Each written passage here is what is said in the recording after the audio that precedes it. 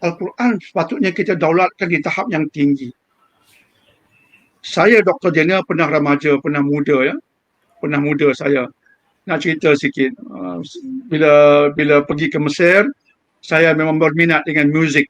Saya suka muzik. Saya pemain gitar utama. Cerita sikit lah. Masya Saya Allah. memang pemain gitar lah. Petik gitar. Dan bukan petik main-main, atas pentas.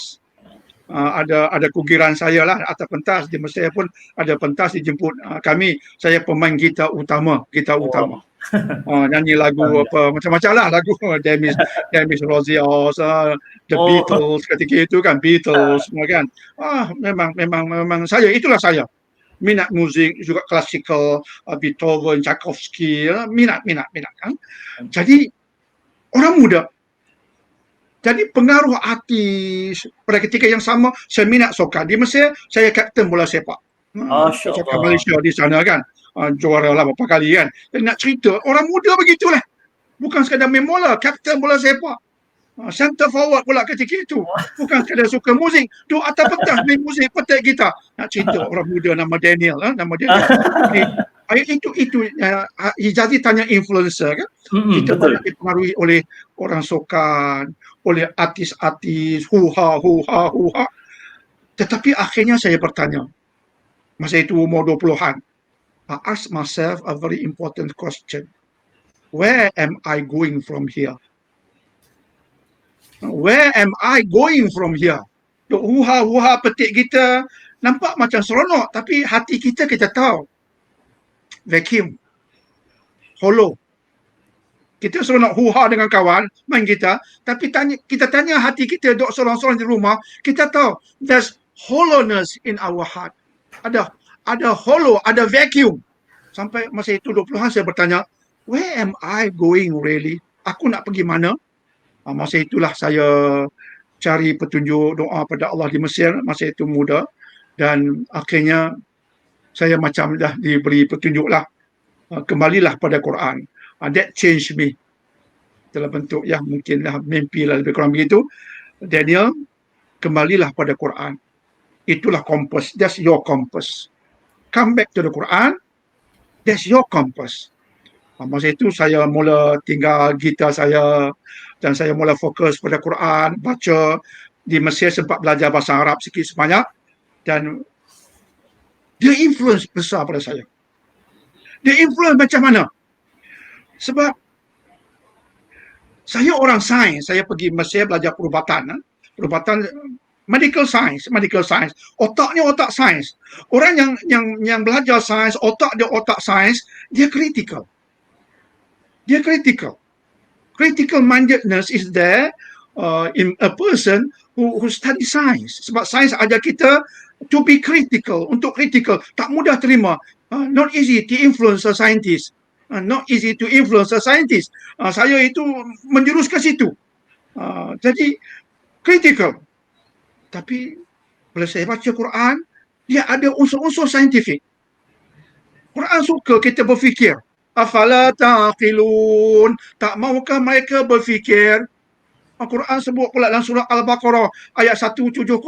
Allah cerita datuk nenek kamu jika dia tak berfikir, dia tak ada petunjuk, nak ikut juga ke mereka? Tu kan influencer tu. Datuk nenekmu yang kamu nak ikut mereka sebab mereka tua, makan garam dulu sampai naik darah tinggi. Kamu nak ikut juga, tanya Allah, you still want to follow them?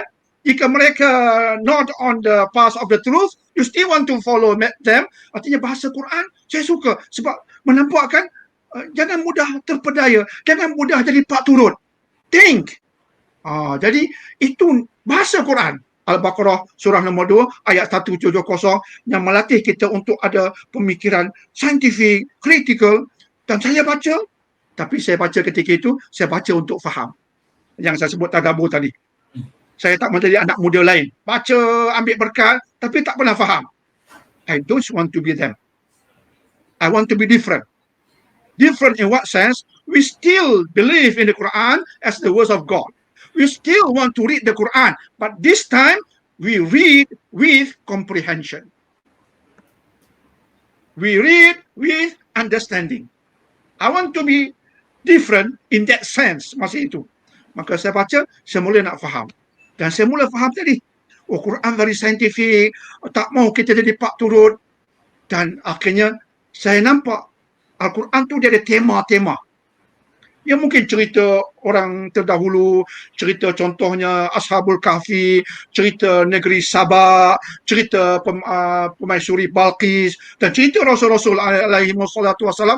Tapi dari cerita-cerita itu keluar tema. Itu perlu berfikir, baru nampak tema. Bukan sekadar baca. Akhirnya saya sedar satu benda besar. Al-Quran nak bawa kita jadi ahli syurga. Itu benda besar yang saya sedar daripada Al-Quran. Al-Quran bukan nak jadikan kita ahli neraka. Al-Quran nak jadikan kita ahli syurga. Quran turun agar kita akhirnya kembali ke syurga. Bukan kembali ke neraka. Way back to Jannah.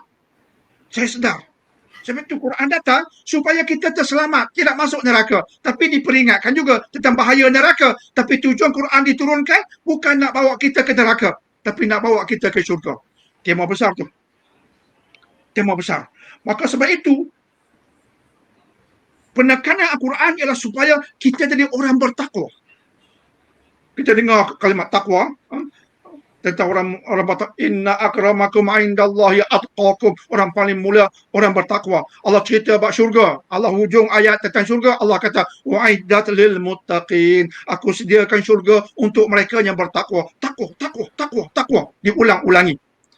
Oh, nak ke syurga kena bina takwa hari ini. That influence me. Tema tu jadi influencer. Sudah pasti kalau kita baca tak faham, kita ambil berkat je lah, dapat pahala. Tapi dia tak influence hidup kita. Sebab kita tak faham tema Quran tu. Tema, apa tema Quran? Nak bawa kita ke mana? Kita don't understand that. Tapi bila di Mesir, saya baca, syukur Allah izinkan, saya nak nampak tema tu keluar. Oh, nak jadi ahli syurga. Nak jadi ahli syurga, oh, kena jadi orang bertakwa. Orang bertakwa, oh, kena ada beriman dan amal soleh. Quran keluarkan satu persatu. Takwa ni satu terma tentang makhluk yang terpuji sisi Allah. Nak jadi begitu, illallazina amanu wa amilus solihat, kena ada pada orang bertakwa dua benda, iman yang betul, amal yang soleh. Iman yang betul, amal yang soleh. Itu jadikan kita orang yang amali, praktikal. Hidup ni kena amal, amalnya kena soleh, bukan sekadar amal, kena soleh. Tapi amal tak cukup jika tak ada iman, iman kena betul. Dan kita nampak, barulah the Quran influence us. Itu Hijazi.